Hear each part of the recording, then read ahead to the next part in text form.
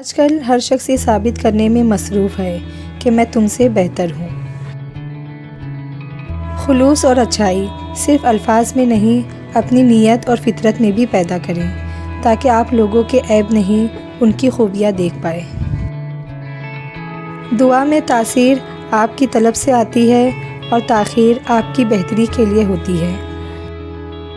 صبر وہ آنسو ہے جو پلکوں تک آ کر بھی آنکھوں سے نہ گرے۔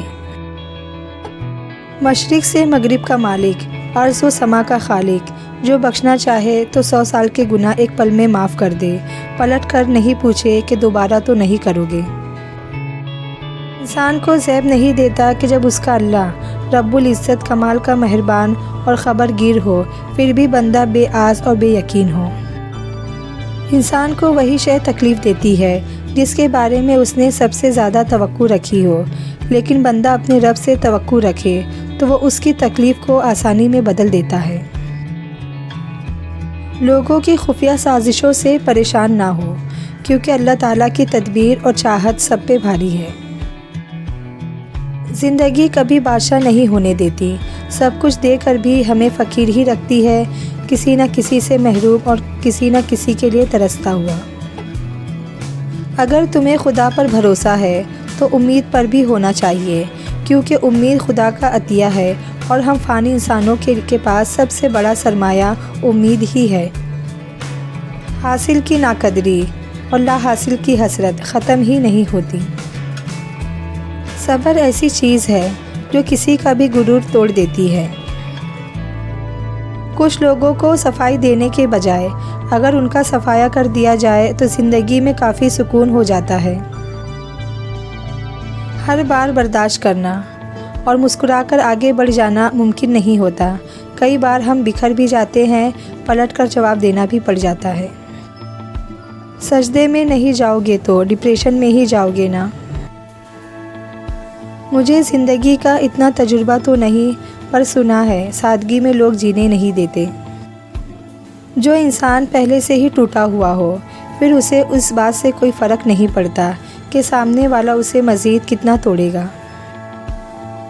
جب چھوٹے تھے تو باتیں بھول جاتے تھے، سب کہتے تھے یاد رکھنا سیکھو۔ اب بڑے ہوئے ہیں تو ہر بات یاد رہتی ہے اور سب کہتے ہیں بھولنا سیکھو۔ آج کے دور میں اگر جیب میں چھید ہو جائے تو سکے سے پہلے سگے گر جاتے ہیں۔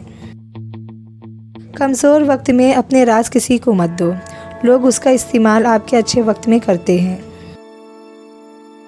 رب ساتھ ہونا چاہیے، بس بندوں کے معیار پر اترنا بندوں کے بس کی بات نہیں۔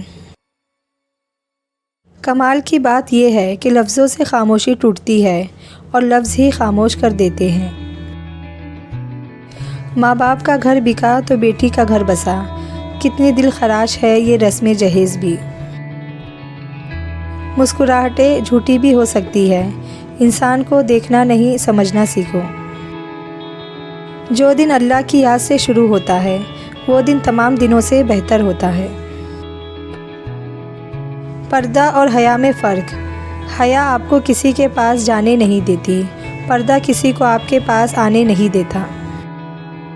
رشتے ٹوٹنے کی سب سے بڑی وجہ سامنے والے کی بات کو اہمیت نہ دینا، اس کا مان نہ رکھنا۔ جہاں صرف الفاظ ہو اس پر عمل نہیں ہوتا، وہ رشتے کچے دھاگے کی طرح ٹوٹ جاتے ہیں۔ آسائشیں خوشیوں کا نعم البدل نہیں ہوتی۔